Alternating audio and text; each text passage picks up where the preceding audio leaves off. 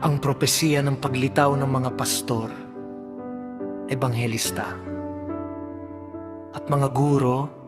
Sila ay lilitaw pagkatapos ng mga propeta at mga apostol. Lilitaw sila upang ihanda ang mga hinirang sa paglilingkod sa ikatatatag ng iglesia. Ito ay mababasa sa Efeso, Kapitulo 4, versikulo 11 hanggang 12. At binigyan niya ang ilan ng kaloob upang maging mga apostol, ang iba na may mga propeta, ang iba'y mga ebanghelista, at ang iba'y mga pastor at mga guro.